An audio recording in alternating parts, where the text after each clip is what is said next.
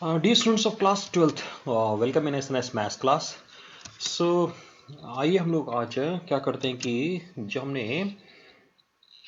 Last video में जहाँ हम लोगों ने छोड़ा था, अगर आप मेरी वीडियो देख रहे होंगे, सो हमने अपने प्रीवियस वीडियो में क्या किया था कि वेक्टर्स के टॉपिक में जो question base on vector product के लिए जो एक्सरसाइज 25.1 है आर डी शर्मा की बुक में, उसके हम लोगों ने कुछ क्वेश्चन सॉल्व किए थे। नॉट सीरियल में क्वेश्चन नहीं किए थे हमने सॉल्व, क्योंकि total 37 question are there in that exercise. So हमने क्या किया था कि उस एक्सरसाइज में जो क्रॉस प्रोडक्ट, जिसमें डायरेक्ट हमें क्या करना है कि क्रॉस प्रोडक्ट करना है अगर आंसर फाइंड आउट करने के लिए, या फिर हम मैं ऐसे क्वेश्चन बोलूँगा जिसके अंदर लैग्रेंज एंटी के बेस क्वेश्चन थे और unit vector perpendicular to two given vectors के से रिलेटेड जो क्वेश्चन थे वो हम लोगों ने उसमें डिस्कस किया था। So that was our lecture 7। हम इसको भी लेक्चर 7 ही बोल रहे हैं क्योंकि ये उसका पार्ट 2 है, जिसमें हम जो रेस्ट ऑफ द क्वेश्चंस हैं आज इस वीडियो में क्या करेंगे कि जो क्वेश्चन बच गए हैं, जैसे कि पैरेललोग्राम का एरिया, वो हमने डिस्कस नहीं किया था। एरिया ऑफ ए ट्राइंगल, उसके क्वेश्चन हम लोगों ने नहीं किए थे, और कुछ मिसलिनियस टाइप के क्वेश्चन है उस एक्सरसाइज के अंदर। सो इस वीडियो में क्या कर रहे हैं, हम उन्हीं क्वेश्चनों को डिस्कस करने जा रहे हैं। So let us start the questions. So first we are taking based on area of a triangle and parallelogram, यानी ट्राइंगल और पैरेललोग्राम के एरिया पे जो बेस क्वेश्चन है उन क्वेश्चनों को। कितने क्वेश्चन है? Lot of meaning 1 2 3 4 5 6 7 8 9 question are there, है ना। 9 क्वेश्चन आर देयर। सो मतलब 37 का 1/4 क्वेश्चन सिर्फ ये कॉन्सेप्ट कवर कर रहा है। ये जो कॉन्सेप्ट है ये अकेला आपकी एक्सरसाइज का 25% कवर करने वाला है। ओके, यानी एक इंपॉर्टेंट कॉन्सेप्ट है as far as your examinations are concern. Here is a question. तो क्वेश्चन नंबर 8 में कई सारे क्वेश्चन है, एक क्वेश्चन पिक कर रहे हैं कि find the area of a parallelogram determined by the vector this and this. यानी यहाँ हम सीधे कॉन्सेप्ट के लिए हमने ये चूज किया है कि भाई जो पैरेललोग्राम का एरिया होता है ना, एरिया का सिंपल फॉर्मूला होता है, और वो होता है कि जो एडजेसेंट साइड्स है बस उनको क्रॉस प्रोडक्ट करके उसका मैग्नीट्यूड कैलकुलेट कर देना है। यानी इसका मतलब पहले हमें यहाँ पर क्या करना है, क्रॉस प्रोडक्ट करना है। किसका? A cross B. So okay, let us find out A cross B. यानी तब तो ये क्वेश्चन इजी हो गया। इजी इस सेंस में हो गया कि हमने क्रॉस प्रोडक्ट के तो बहुत सारे क्वेश्चंस किए हैं ऑलरेडी प्रीवियस वीडियोस में। ऑलरेडी हम लोग कई सारे क्वेश्चन कर चुके हैं ना। ओके, चलो एक दो कैलकुलेशन कर लेते हैं पहले, जो सिंपल कैलकुलेशन है। मतलब सिंपल मैं कर लेता हूँ, फिर बाकी जो जहाँ कैलकुलेशन थोड़ी लेंदी आएगी वो आपके लिए छोड़ देंगे कि आप करते रहिएगा कैलकुलेशन। ओके, सो माइनस जे में क्या आएगा? ये अच्छा है, 1 - 1 जीरो। तो ऐसे ही जीरो आने चाहिए।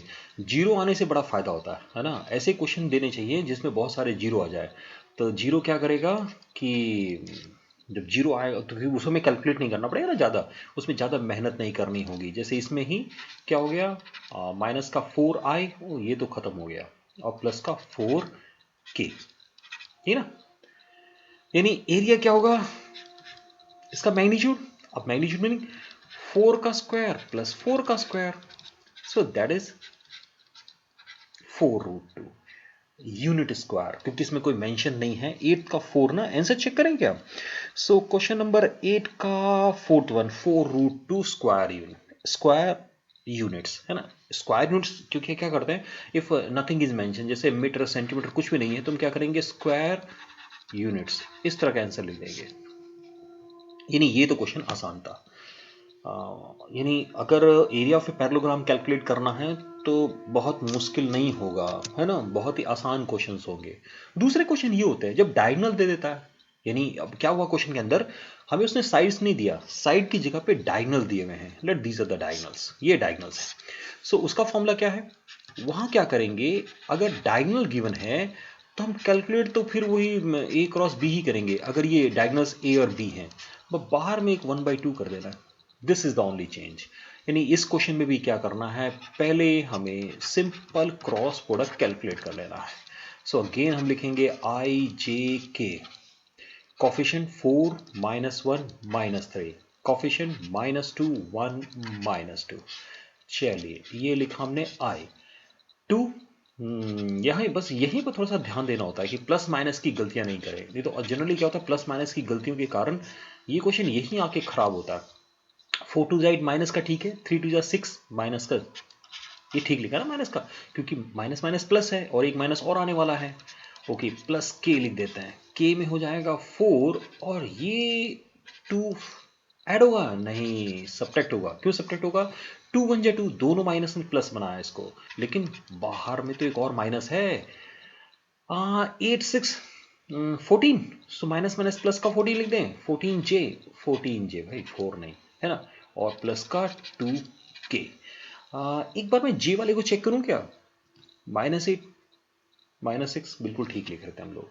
So now the required area, अब ये एरिया कितना होगा? ये लिखा मैंने 1/2 और ये लिया मैग्नीट्यूड 5 का स्क्वायर 14 का स्क्वायर 196 से होता है ना, और प्लस, अच्छा ये तो भाई 225 आ गया, यानी 15 आ गया है। क्वेश्चन आसान शायद बनाने के लिए उसने हमें इस तरह से दे दिया है कि ताकि हम ज़्यादा हमें नहीं लिखना पड़े। अगेन क्या लिखेंगे? Square units. चलिए और देखते हैं कि what type of questions are there. Here we have question number 29 पे पहुंच गए हम लोग, है ना। So may be few more questions are there, हो सकता है कि हमने क्या किया, सारे क्वेश्चंस नहीं लेके कुछ क्वेश्चंस पिक किए हैं। सी मैंने क्वेश्चन बता दिया आपको, एक कॉन्सेप्ट दे दिया है, बाकी बहुत सिंपल है। जैसे using vectors find the area of a triangle with vertices this and this. अगर हमें क्या करना है कि हमें एक area of a triangle find out करना है, see here is the triangle, है ना, और उसके वर्टिसेस है ए बी सी। तो एक वर्टेक्स हो गया 2 3 5, दूसरा वर्टेक्स है हमारा 3 5 8 and the another one is 2 7 8।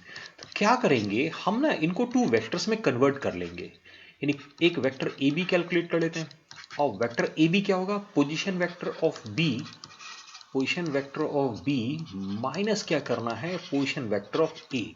B का पोजीशन वेक्टर कितना होगा? ये है 3i प्लस का 5j और प्लस का 8k। ए का पोजीशन वेक्टर 2i प्लस का 3j प्लस का 5k। कंफ्यूज नहीं होना है, मैं बोल प्लस रहा हूं लिख माइनस रहा हूं क्योंकि बाहर में एक माइनस साइन है।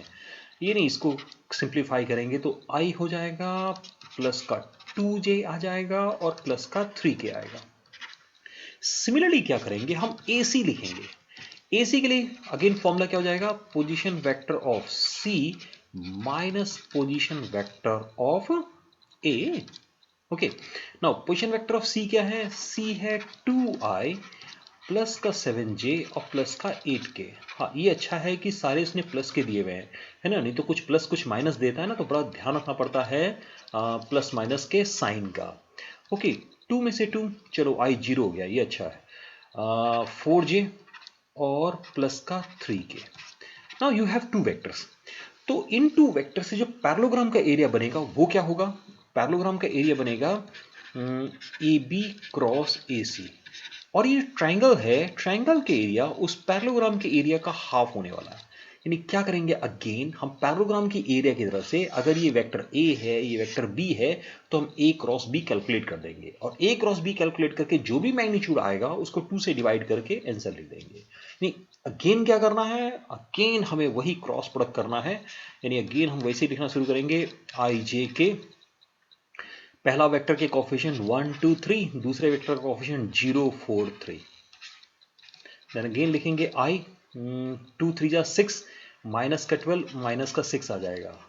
जे लिखने जाएंगे तो 3 0 यानी 3 आ गया, और जब के लिखने जाएंगे तो 4 0।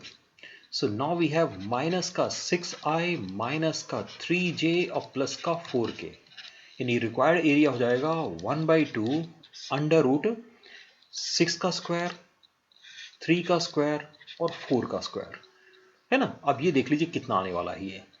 Question number 29, answer is √21/2, but here we are getting something more than that ना, ये तो कुछ ज्यादा ही आ रहा है आंसर इसमें। Question number 29, yes it is 29, yes it is question number, yes ये 29 ही है, और ये बल्कि CBSE 2010 का क्वेश्चन है, but my answer doesn't match with the answer mention in your book. जो बुक में है वो √21 आना चाहिए भाई, 21 के तो ये 6 नहीं आना चाहिए। तो क्या करते हैं, एक बार थोड़ा सा ना एक बार चेक कर लेते हैं। पहले तो मैं चेक करूंगा कि बुक में 235, 358 और 278 बिल्कुल सही लिखा हुआ है। अब मैं चेक करूंगा कि ए बी मैंने लिखा है, तो ए बी में 358 ठीक लिखा है, माइनस का 2, माइनस का 3, माइनस का 5, 3 में से 2 गया 1, है ना, 3 में से 2 गया 1, ये ठीक लिखा हमने। 5 में से 3 गया, ये भी 2, और 8 में से 5 गया 3, ये भी ठीक है। Now we come to the A C, क्योंकि कई बार क्या होता है बुक का भी आंसर गलत हो सकता है ना, तो ए सी में पहले सी लिखेंगे। सी है 2 7 8, माइनस में वही 2 3 5, ओके, 2 में से 2 गया 0, 7 में से 3 गया 4, और 8 में से 5 गया 3, ये भी सही लिखा हमने। आई जे के, चलो ये भी ठीक है। 1 2 3 ठीक है, देन 0 4 3 बिल्कुल ठीक है। अभी आई के लिए 3 2 जा 6 और 4 3 जा 12, तो 6 माइनस 12 माइनस 6, बिल्कुल सी ठीक लिख रहे हैं। जे के लिए 3 माइनस 0, सो ये भी ठीक ठीक लिखा हमने। के के लिए 4 माइनस 0, ये भी ठीक लिखा हमने। नहीं, माइनस 6 माइनस 3 प्लस 4 बिल्कुल सही आ रहा है। तो जब मैग्नीट्यूड कैलकुलेट करने जाएंगे तो 36 plus 9 plus 16, that mean whatever we have done ना, ये बिल्कुल सही है। यहाँ कोई भी कैलकुलेशन मिस्टेक हमने शायद नहीं की है, बट स्टिल अगर आंसर मैच नहीं करता है थोड़ा कंफ्यूजन हो जाता है ना, दिमाग में आता है कि ये क्या हो गया। सो एक बार क्या करना है कि आपको भी इस कैलकुलेशन को चेक कर लेना है, और अगर suppose you find somewhere some mistake ना, काइंडली कमेंट बॉक्स में हमें बताइएगा जरूर। Okay, so let us move toward the next question. Here is question number 30। Again area calculate करना है, बस फर्क कितना है वो देख लेते हैं क्वेश्चन में, मतलब what is the difference between this question and the previous one. A B C 3 vectors दे दिए, are 3 vector, find the area of a parallelogram having diagonals. सी बस हुआ क्या है कि ना, उसने सीधे सीधे क्वेश्चन नहीं देके हमें पहले कहा है कि ए और बी का सम कर लीजिए, यानी इन दोनों का सम कर लेते हैं। तो 2i में i को ऐड करेंगे तो i आएगा, नहीं माइनस है ना, माइनस का 3j है, और इसके अंदर मुझे कोई j नजर नहीं आ रहा है, तो मैं j को सिंपली लिख दूंगा। प्लस k है, प्लस का k है, हमने ऐड किया तो हमने लिख दिया 2k। अभी क्या करेंगे, हम b प्लस सी लिखेंगे, इसने b प्लस सी लिखने के लिए कहा। सो ये b है, c को ऐड कर रहे हैं, इसमें i नजर नहीं आ रहा है तो माइनस i ठीक है। इसमें j नहीं था तो उसका j चलो अपनी जगह आ गया। प्लस का k माइनस का k लिखने की जरूरत नहीं, ये अच्छा है। इसमें j नहीं है, इसमें i नहीं है, और b प्लस सी में k नहीं है। अब ये दोनों डायगोनल्स हैं, है ना, ये दीज आर द डायगोनल्स। अगर ये डायगोनल d1 और ये डायगोनल d2 है, वेक्टर d1 वेक्टर d2, तो एरिया क्या हो जाएगा। नाउ रिक्वायर्ड एरिया हम लिखेंगे, required area is half d1 cross d2 के मैग्नीट्यूड का हाफ ना। Okay, so now you have to do this. d1 cross d2 को क्या करना है कि क्रॉस प्रोडक्ट कैलकुलेट कर लेना है, आई जे के लिखना है।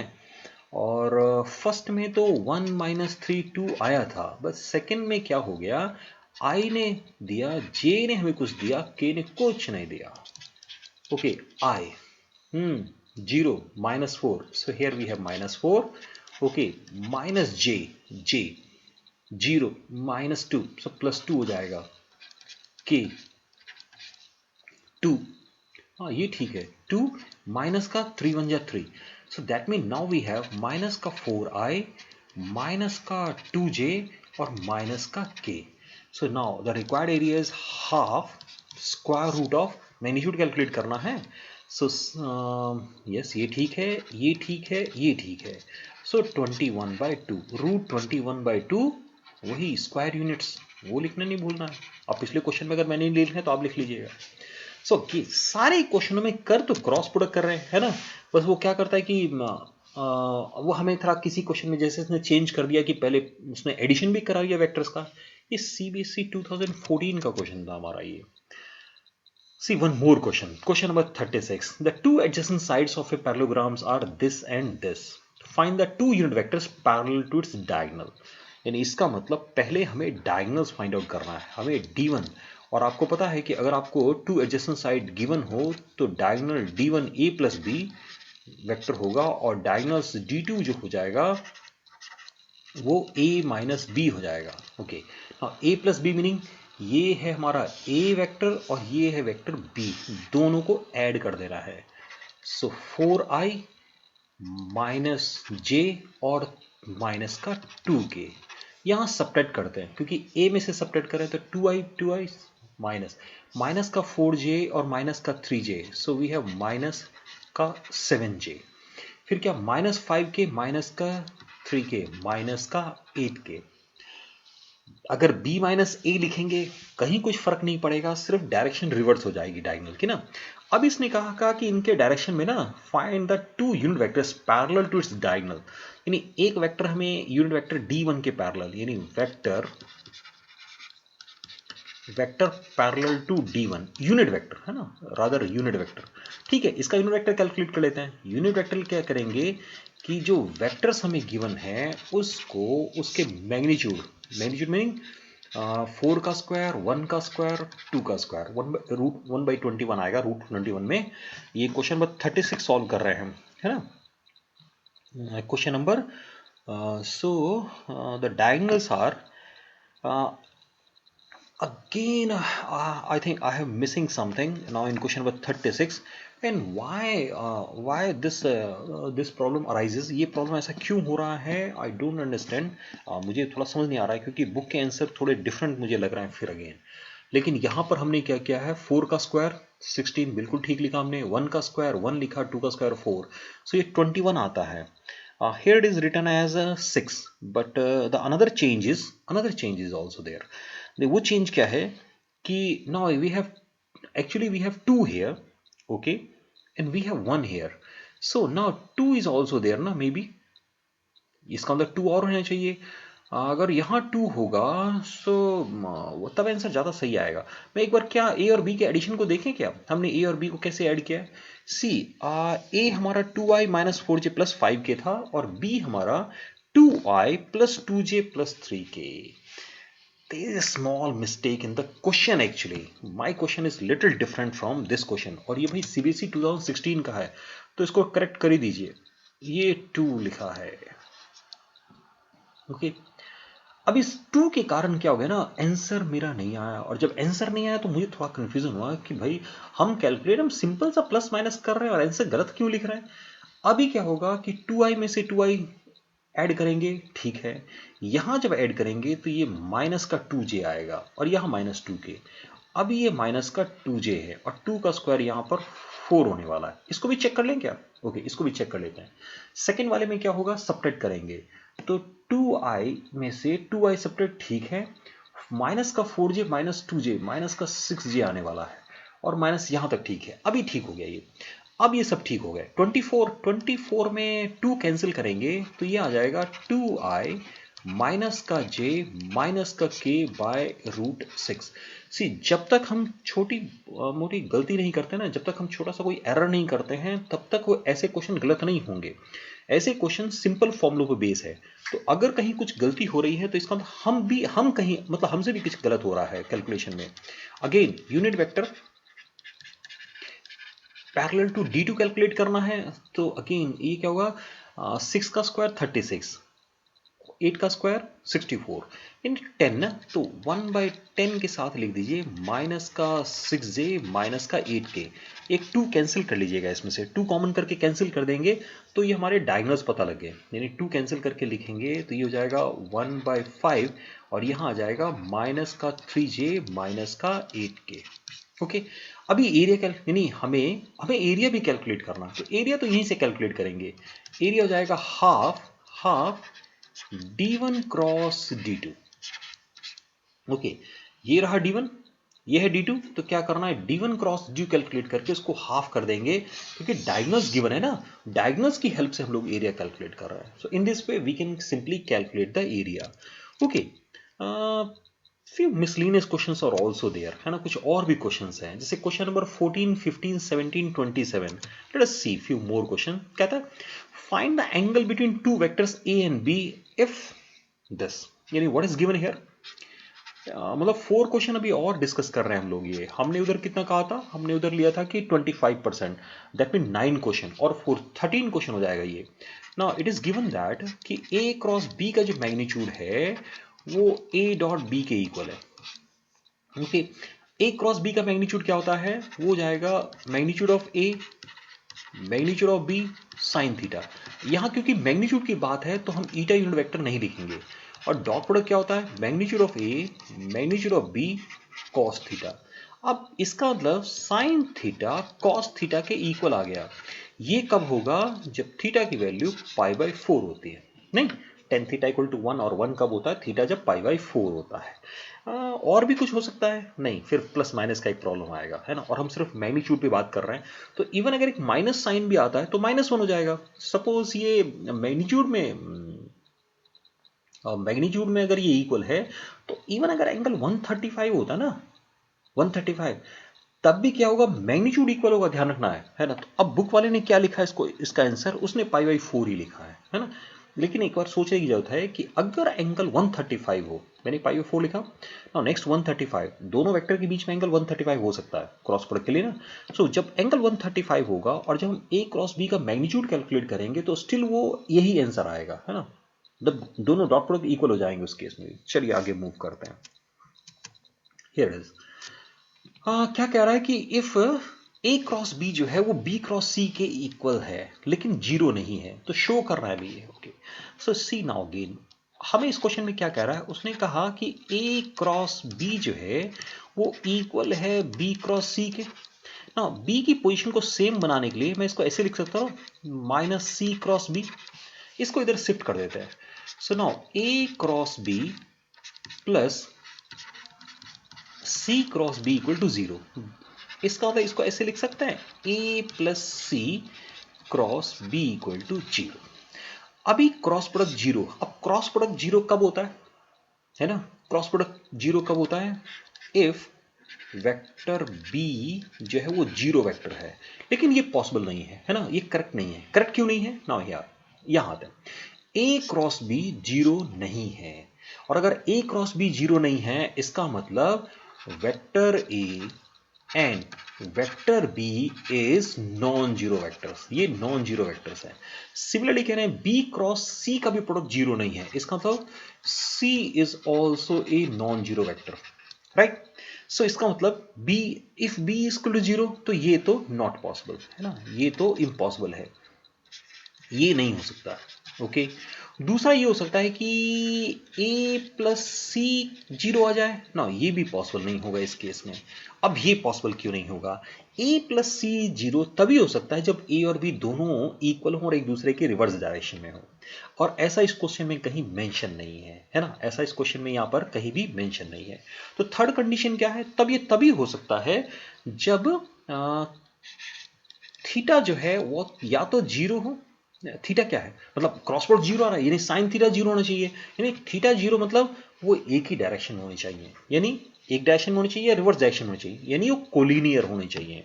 दैट मीन अगर a plus C, it mean from here we conclude that a vector a plus C and b are parallel vectors. Yes, ये पैरेलल वेक्टर्स हैं। और अगर ये पैरेलल वेक्टर होगा तो हमने पढ़ा है कि two vectors are parallel if one of them can be expressed as a scalar multiple of other. This we know na, if two vectors are collinear or parallel, then one of them can be expressed as a linear combination of the others or as a scalar multiple of the other। इसका मतलब a plus c को हम m vector b लिख सकते हैं। ये हमारा question number 15 था। Let me move toward the another one. Okay, कहता what inference can you draw if a cross b equal to 0 and a dot b equal to 0? a cross b भी 0 है, a dot b भी 0 है। तो अगर तो दोनों parallel होंगे, तो अगर दोनों वेक्टर पैरेलल है तो a डॉट b 0 नहीं हो सकता, है ना, क्योंकि पैरेलल है, इसका मतलब cos 0 1 आ गया, या cos पाई -1 होगा। दोनों परपेंडिकुलर नहीं हो सकता, क्योंकि अगर दोनों परपेंडिकुलर होगा तो a क्रॉस b में साइन थीटा। यानी इसका मतलब ये तभी पॉसिबल है, ये कब पॉसिबल है? इफ आइदर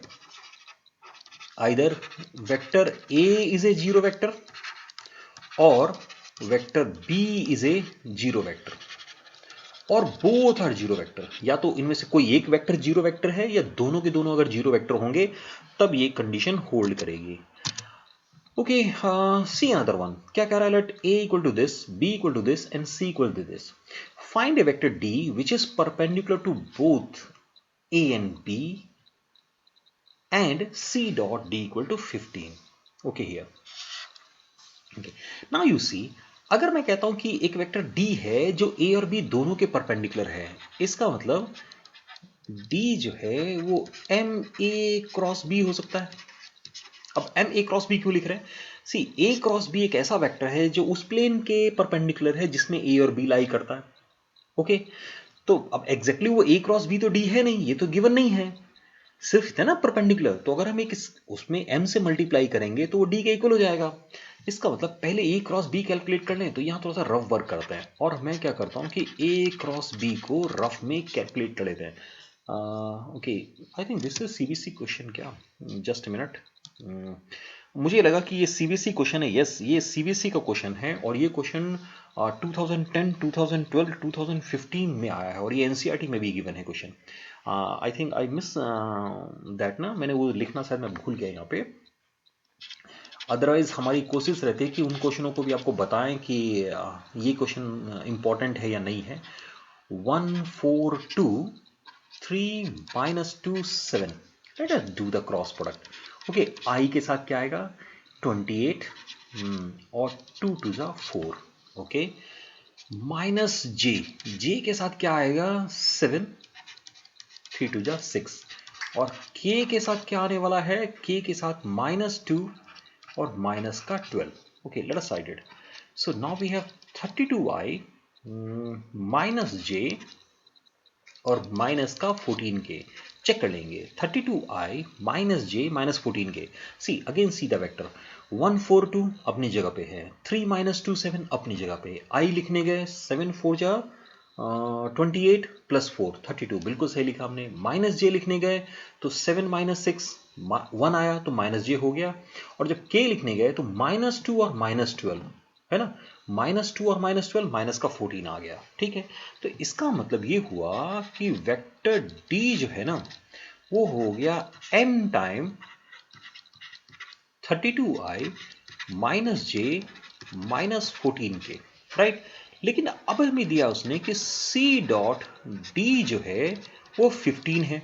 ओके, ये कब होगा?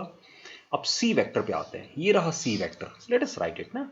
c मतलब 2i माइनस जे प्लस का 4k। ओके, डॉट प्रोडक्ट करना है, m इज ए स्केलर, बाहर लिख लेते हैं। यहां आ गया हमारे पास 32i माइनस जे माइनस का 14k equal to 15। Okay, here is m, 32 to जा 64, माइनस माइनस प्लस 1, और 14 4 जा, ठीक है ना, 56 इक्वल टू 15। लेट अस सी, ये कितना आ रहा है 56 64 65 56 9।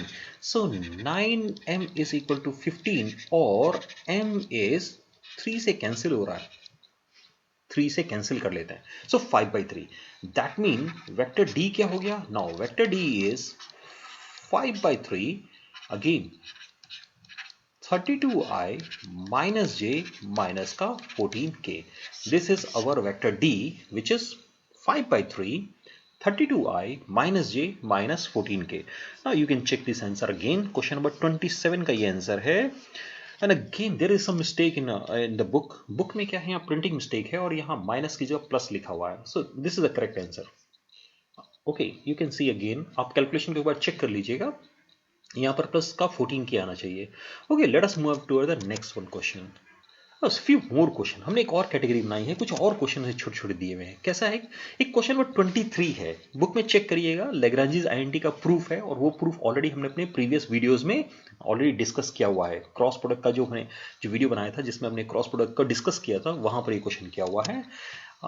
देन क्वेश्चन नंबर 20 है, इसमें साइन लॉ, जो ट्रिग्नोमेट्री का साइन लॉ है वो प्रूफ करने के लिए कहा हुआ है, और इसका हम लोगों ने एक सेपरेट वीडियो एक बनाया है जिसमें हम लोगों ने साइन लॉ, कोसाइन लॉ और प्रोजेक्शन लॉ, ये जो प्रोजेक्शन फॉर्मूला, ये सब जो फॉर्मूले हैं ट्रिग्नोमेट्री के, उनके प्रूफ को वेक्टर के मेथड से आपको प्लेलिस्ट में ये मिल जाएगा, तो वहां पर देख सकते हैं दोनों क्वेश्चन। इस तरह एक और क्वेश्चन है, define A cross B. Definition we know that, proof करना है A cross B equal to A dot B tan theta. ये बिल्कुल सिंपल है, यहां लिख देते हैं। ए क्रॉस बी का मैग्नीट्यूड क्या होगा, ये हो जाएगा magnitude of A, magnitude of B और साइन थीटा, राइट। ये हमारा हो गया, ये हमारा क्या आ गया, ये है हमारा you can say that this is the left hand side ना. Now what is the right hand side? Right hand side में है a dot b tan theta. Okay, tan theta.